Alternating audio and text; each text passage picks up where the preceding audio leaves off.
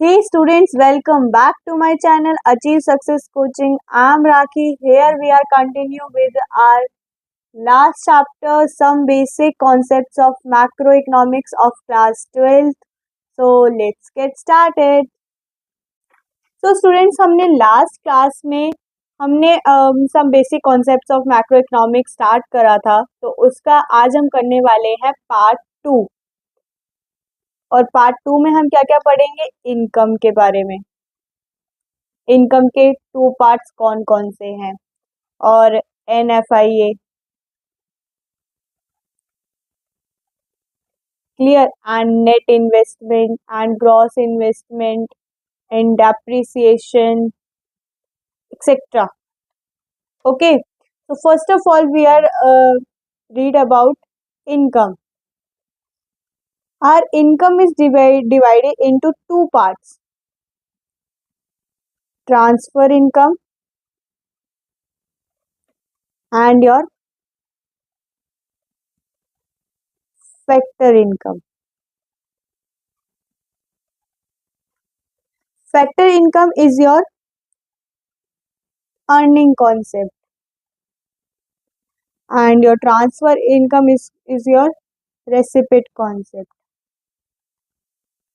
Okay, सो factor income में हम earning मतलब कि हम कमाते हैं, बेसिकली हम कमाते हैं। और ट्रांसफर इनकम में आप बोल सकते हो कि हमें कुछ चीज़ मिलती है, कोई चीज़ हमें मिलती है विदाउट हम कोई सर्विस प्रोवाइड नहीं करते हैं। फॉर एग्जांपल ट्रांसफर इनकम में हो गया आपकी ओल्ड एज पेंशन जो आपको मिलती है, ठीक है, और स्कॉलरशिप जो मिलती है, ठीक है। और आपकी अर्निंग कॉन्सेप्ट में क्या क्या आ जाएगा, रेंट आ जाएगा, प्रॉफिट आ जाएगा, वेजेस आ जाएंगे, जिनमें हम कुछ सर्विस प्रोवाइड कर रहे हैं और फिर जाकर हमें उस चीज का फायदा मिल रहा है, ठीक है। जैसे कोई भी लेबर होती है, कोई भी काम करने के लिए जाता है, किसी भी कंपनी में कोई काम करने के लिए जा रहा है तो वो फ्री में तो करेगा नहीं, क्या चाहिए उसको उसके लिए पैसा चाहिए कि भाई हाँ मैं आपको सर्विस प्रोवाइड कर रहा हूँ तो आप मुझे उसके बिहाफ में आप मेरे को पैसे दोगे, मतलब कि आप मेरे को इनकम दोगे, या तो आप मेरे को सैलरी दो, चाहे आप मेरे को रेंट दो, चाहे मेरे को प्रॉफिट दो, बस मेरे को मैंने जो आपको सर्विस प्रोवाइड करी है मेरे को उसके बिहाफ में चाहिए, मेरे को उस चीज का चाहिए कि हाँ मैंने इतना काम करा है तो मुझे उसके बिहाफ में मुझे इतना मिलना चाहिए।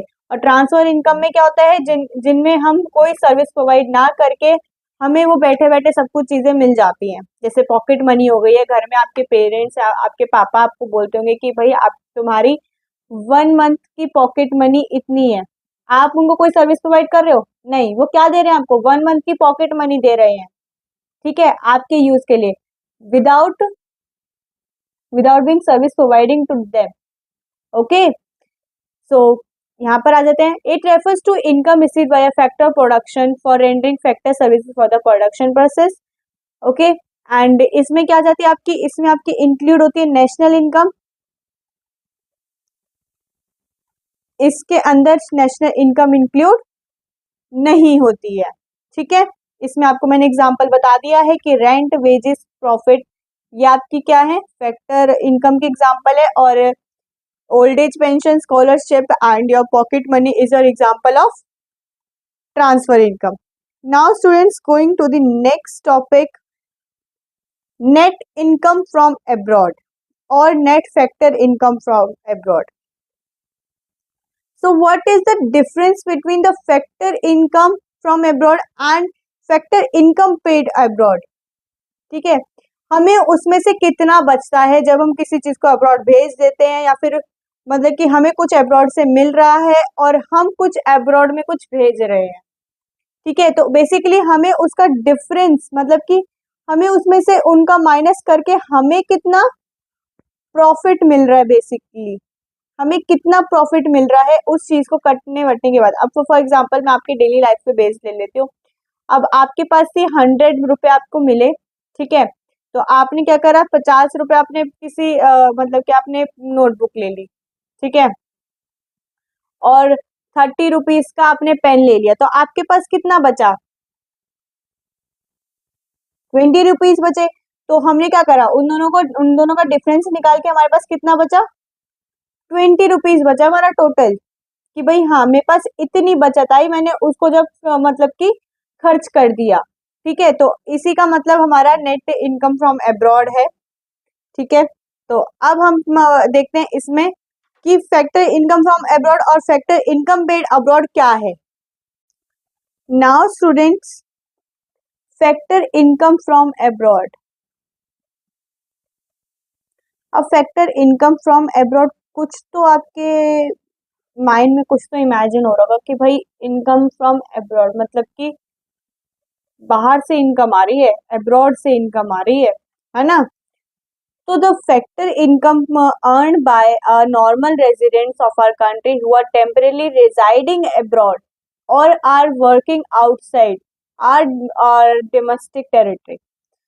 तो क्या है इसका मतलब कि कोई नॉर्मल रेजिडेंट मतलब कि कोई हमारी ही कंट्री का कोई पर्सन है, इंडिविजुअल है, जो कहाँ पे रह रहा है, बाहर की कंट्री में रह रहा है और क्या काम कर रहा है, अपने ही इंडिया के लिए काम कर रहा है। फॉर एग्जांपल कोई इंडिया की कोई कंपनी है जो कहाँ पर है, बाहर है, बाहर फॉर एग्जांपल यूएसए में है, क्या है, इंडिया की इंडिया की कोई भी एम्बेसी मतलब कंपनी, ठीक है, कोई है, तो वहां पर कोई काम कर रहा है, तो वो किसके लिए काम कर रहा है, वो काम कर रहा है इंडिया के लिए, बट वो रह कहाँ रहा है, वो रह रहा है यूएसए में।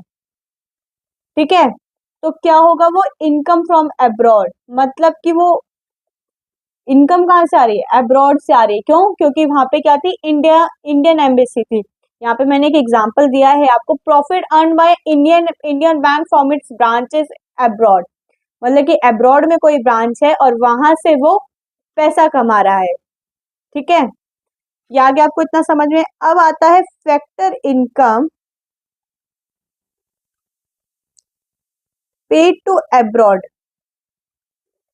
बेसिकली कि आप इंडिया में रह रहे हो, ठीक है, बट इंडिया में क्या हो रहा है, अब हम इसके पहले हम इसका डिफरेंस डिफाइन पढ़ लेते हैं। The factor income earn by non resident who are temporarily residing in our country और are working within our domestic territory. मतलब क्या है कि फॉर एग्जांपल हमारे यहाँ पे किसी ने कोई कंपनी लगा ली, फॉर एग्जांपल यूएसए ने कोई कंपनी लगा ली है, हमारे ही कंट्री में लगा ली, तो क्या है उसका, क्या मतलब कि उसका प्रॉफिट क्या हो रहा है, कि मतलब कि जो भी वो यहाँ पे कमा रहा है तो वो कहाँ पर जा रहा है, बाहर जा रहा है, उसकी कंट्री के पास, ना कि हमारे पास कुछ आ रहा है। वो हमें हमेशा क्या पे कर रहा है, वो हमें, क्योंकि जो उसने जो जहाँ जहाँ पर उसने वो कंपनी बनाई है इंडिया में, तो वो उसका क्या कर रहा है, वो सिर्फ उसका रेंट पे कर रहा है और कुछ नहीं कर रहा है, वो सिर्फ उसका रेंट पे कर रहा है। वहां पर जो वर्कर्स, इंडिया के जो वर्कर्स काम कर रहे हैं, तो उनको उनकी सैलरी दे रहा है, बट जो उसके पास जो बच रहा है, ठीक है, जो उसके पास जो बच रहा है वो कहाँ पे भेज रहा है, वो भेज रहा है यूएसए में। इंडिया के पास उसका कोई प्रॉफिट नहीं आ रहा है। ठीक है, तो यहाँ पे एग्जांपल दे रखा है, salaries paid to residents of Japan working in Indian embassy in Japan. Salaries किसको मिल रही है, रेजिडेंट ऑफ जापान को, जापान को मतलब कि जापान को लोगों को मिल रही है, क्योंकि वो कहाँ पे काम कर रहे हैं, इंडियन एम्बेसी में काम कर रहे हैं, जो कहाँ पर है, जापान में। ठीक है, did you get my point. अब देखो, NFIA पॉजिटिव भी हो सकता है, नेगेटिव भी हो सकता है और जीरो भी हो सकता है। पॉजिटिव कैसे होगा, जब इनकम फ्रॉम अब्रॉड किससे ज्यादा होगी, टू अब्रॉड से। ठीक है, और नेगेटिव कब होगी, जब फ्रॉम अब्रॉड लेस देन होगी किससे, टू अब्रॉड से। ठीक है, और जीरो कब होगी, when income earn from abroad is equal to, मतलब कि जब दोनों ही फ्रॉम अब्रॉड और टू अब्रॉड हमारी इक्वल होंगी, तो क्या हो जाएगा, जीरो। की भाई कुछ बचा थोड़ी ना हमारे पास, जीरो तो जीरो ही रहेगा। यहाँ पे मैंने एक एग्जाम्पल भी दिया है। अब NFI का फॉर्मूला आपने पीछे देखा क्या होता है, factor income from abroad from abroad minus two abroad. तो यहाँ पर है कि हमें फैक्टर इनकम फ्रॉम एब्रॉड दे रखा है 500 रुपीज 500 और टू एब्रॉड हमें दे रखा है 300। तो कितना बचा 200 students. Okay now so students अगर आपको मेरे हैंड रिटन नोट्स चाहिए तो आप मेरा टेलीग्राम पे चैनल है अचीव सक्सेस कोचिंग के नाम से, तो आप वहाँ पर चैनल को ज्वाइन करें। वहाँ पर आपको मेरे हैंड रिटन नोट्स अवेलेबल मिलेंगे और वहाँ पे आपको डेली टू डेली अपडेट भी मिलेगी। Is it clear?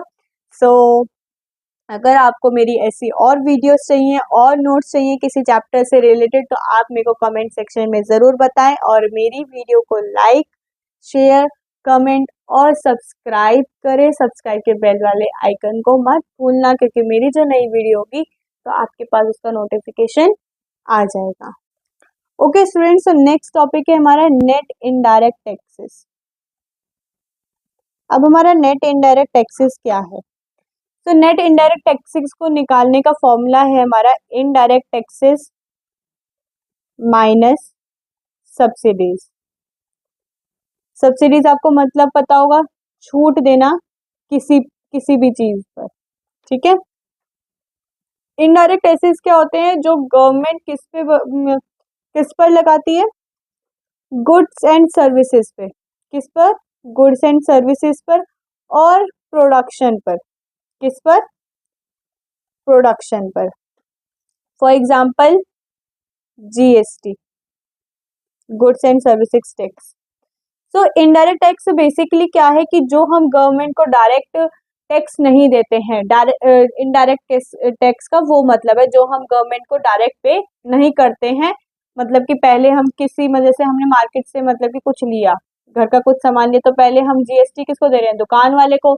और फिर दुकान वाला क्या कर रहा है? जब वो उसने आगे से सामान लिया तो वो वहां पर जीएसटी करेगा, मतलब कि वहां पर जीएसटी देगा।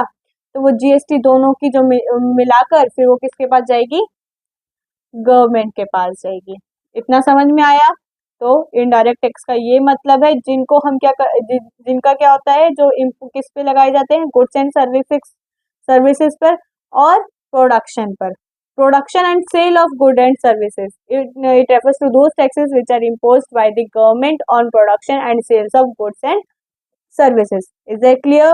Okay now subsidies. सब्सिडीज मतलब कि छूट देना।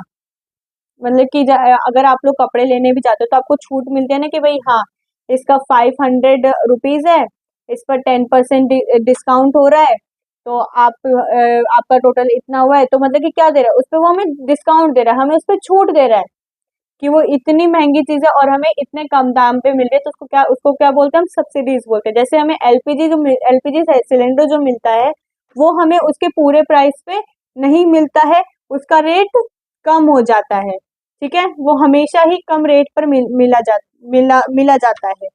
तो अब आपको पता चल गया कि नेट इनडायरेक्ट टैक्स को हम कैसे निकालेंगे? इनडायरेक्ट टैक्सेस पे और इनडायरेक्ट टैक्सेस माइनस सब्सिडीज पे हम नेट इनडायरेक्ट टैक्सेस निकालेंगे। बेसिकली जो हम फॉर्मूलाज कर रहे हैं एनएफआई का जो हमने करा है और अब हम जो एनआईटी का कर रहे हैं, जो हमारा जो नेक्स्ट चैप्टर होगा नेशनल इनकम, उसके अंदर ही आपको बहुत काम आएगा क्योंकि नेशनल इनकम आपका मोस्ट इम्पॉर्टेंट चैप्टर है मैक्रो इकोनॉमिक्स का, जिसमें से आपके कम से कम 2 क्वेश्चन आते हैं। एक क्वेश्चन ही आपका 6 मार्क का होता है। सो वो chapter the most important chapter I am telling you again and again. उस चैप्टर से कम 12 नंबर का क्वेश्चन आता ही आता है बोर्ड एग्जामिनेशन के अंदर। तो मैं आपको उसको इस तरह से समझाऊंगी जिसमें आपको इजीली आपको सब कुछ उसके अंदर समझ में आ जाएगा। Is that clear students? तो वो वीडियो मत भूलना। अगर मेरा पार्ट 1 नहीं देखा है और आप पार्ट 2 पे देख रहे हो तो आपको ये वाला पार्ट समझ में नहीं आएगा। पहले आप जाओ पार्ट 1 देखो, उसके बाद आप पार्ट 2 देखना। मैं पार्ट 1 की लिंक डिस्क्रिप्शन में डाल दूंगी, ठीक। उसके बाद आता है हमारा स्टूडेंट्स नेक्स्ट टॉपिक है हमारा gross value, net value and depreciation. तो स्टूडेंट्स बेसिकली ग्रॉस और नेट में क्या डिफरेंस है? ग्रॉस और नेट में डिफरेंस है डेप्रिसिएशन का। डेप्रिसिएशन मतलब फॉल होना, मतलब कि उसका प्राइस या उसका कुछ चीज कम हो जाना। फॉर एग्जाम्पल आपने कार ली, क्या ली? कार ली, ठीक है।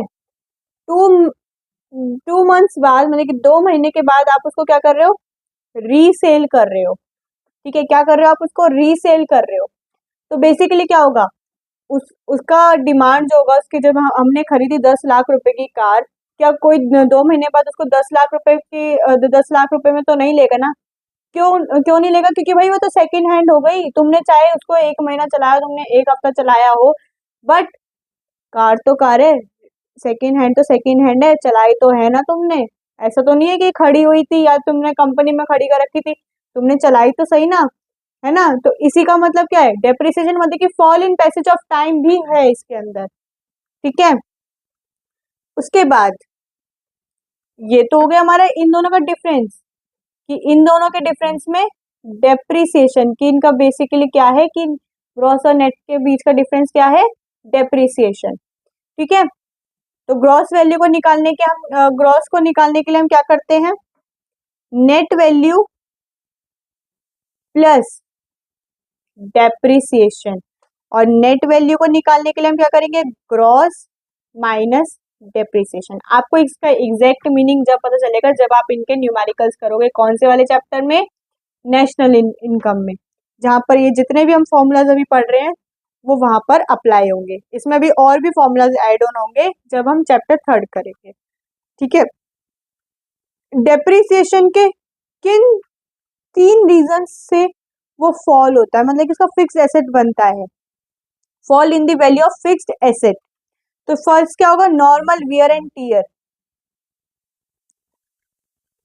Normal wear and tear first ये होता है आपका। नॉर्मल वियर एंड टीयर का मतलब क्या हुआ है कि मैंने मेरे पास आज एक प्रोडक्ट है, कोई सा भी मेरे पास एक प्रोडक्ट है, ठीक है।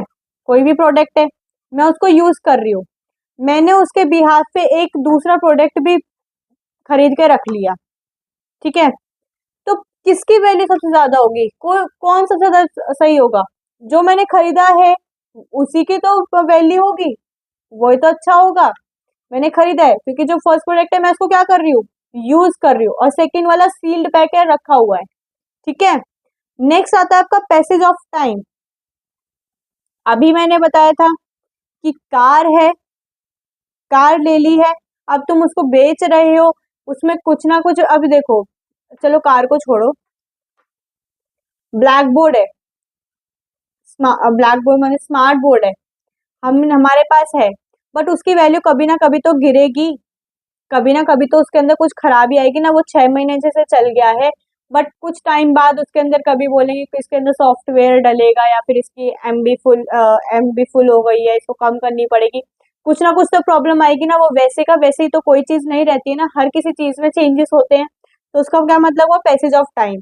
और नेक्स्ट आता है आपका एक्सपेक्टेड एबोलेंस, जो हमने एक्सपेक्ट करा होगा उसमें भी चेंजेस होना, ठीक है। तो ये क्या है? हमारे 3 रीजन है जिनकी वजह से डेप्रिसिएशन में फॉल होता ही है। डेप्रिसिएशन को हम क्या क्या बोलते हैं? कंजम्पशन ऑफ फिक्स कैपिटल भी बोला जाता है, करंट रिप्लेसमेंट कॉस्ट भी बोला जाता है, और replacement cost of fix capital भी बोला जाता है। सो स्टूडेंट्स, आज के लिए बस इतना ही। आपका chapter some basic concepts of macro economics part 2 भी फिनिश हो गया है, मतलब आपका पूरा चैप्टर ये क्लियर हो चुका है। जिन जिन बच्चों ने मेरा ये पार्ट 2 देखा है उनको भी पूरा कॉन्सेप्ट समझ में नहीं आएगा, तो मैं पार्ट 1 के लिंक अपने डिस्क्रिप्शन में डाल दूंगी, वहां जाकर एक बार चेक कर लेना, जब आपको एक पूरा चैप्टर क्लियर होगा। That's clear. आपको अगर मेरी वीडियो अच्छी लगी हो तो इस वीडियो को लाइक करें, शेयर करें, कमेंट करें, और सब्सक्राइब भी करें। सब्सक्राइब के साइड वाले बेल आइकन को प्रेस करना मत भूलना।